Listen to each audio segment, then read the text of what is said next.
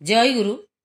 আজ আমরা জানব শ্রী শ্রী নিগমানন্দের জীবনী ও বাণী থেকে এক রাজা ও এক সন্ন্যাসী গুরুর কথা।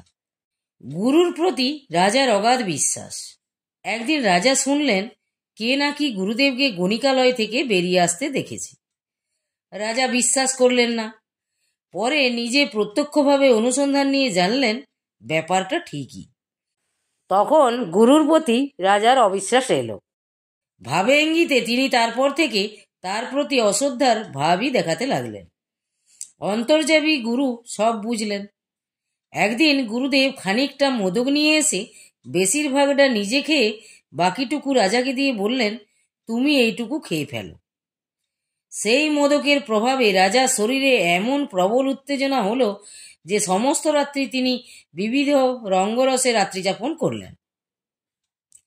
এই ব্যাপারে গুরুর প্রতি রাজার তখন সন্দেহের মাত্রা আরও বেড়ে গেল। তিনি ভাবলেন, সামান্য মাত্র মোদক খেয়েই আমার এই অবস্থা, আর তিনি এতখানি করে খেয়ে হজম করেন কেমন করে? সুতরাং আমার প্রত্যক্ষ এবং অনুমান সবই সত্য।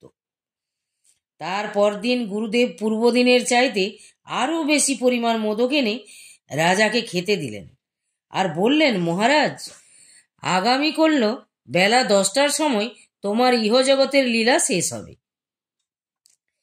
আজ রাত্রিতে জীবনের সমস্ত স্বাদ মিটিয়ে নাও, কিছু অপূর্ণ রেখো না। গুরুর প্রতি অবিশ্বাস এলেও তার এই বিশ্বাস ছিল যে তার গুরুদেব অলৌকিক শক্তি সম্পন্ন সিদ্ধ পুরুষ, তার বাক্য তো মিথ্যা হবার নয়। তিনি মহা চিন্তিত হয়ে পড়লেন।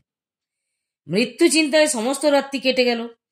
পরদিন গুরুদেব এসে দেখেন এক রাত্রির মৃত্যু চিন্তায় রাজার শরীর ক্ষীণ হয়ে গেছে, মুখকান্তি বিশুষ্ক এবং পরিম্লান। গুরুদেব ভাবলেন ওষুধ ধরেছে। প্রকাশ্যে বললেন, কি মহারাজ, গতকাল বেশ আরামে মহিষীদের নিয়ে কাটিয়েছিলে তো? ওষুধের ক্রিয়া কেমন বুঝলে?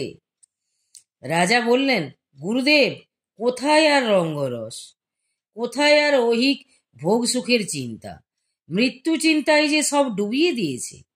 এতখানি মোদক খেয়েও বিন্দুমাত্র উত্তেজনার ভাব প্রকাশ পায়নি। গুরুদেব বললেন, কেন? কাল তো তোমায় অন্য দিনের চেয়ে বেশি মোদক খেতে দিয়েছিলাম, তবু বিন্দুমাত্র উত্তেজনার ভাব এলো না। রাজা বললেন, গুরুদেব, মৃত্যু চিন্তায় আমাকে যে অন্য চিন্তার অবকাশ দেয় নাই, দারুণ মৃত্যু চিন্তা আমাকে অনুক্ষণ জ্বালিয়ে মারছে। আজই আমাকে এই সোনার রাজত্ব, এই সুখের সংসার ছেড়ে যেতে হবে। এই চিন্তায় যে আমি পাগল হয়ে গেছি, কিং কর্তব্য বিমূঢ় হয়ে পড়েছি। রক্ষা করুন গুরুদেব, আমি আপনার কাছে জীবন ভিক্ষা চাই। গুরুদেব বললেন, বৎস, ভয় নাই, তুমি মরবে না। কিছুদিন ধরে আমার প্রতি তোমার যে সন্দেহ ভাবের উদ্ভব হয়েছে তা যে অমূলক, তা বুঝাবার জন্যই আমার এই অভিনয়। তোমার এক রাত্রির মৃত্যু চিন্তায় কামবেগের প্রশান্তি হয়ে গেল, ঐহিক ভোগের চিন্তা তোমার মনে স্থানই পেল না।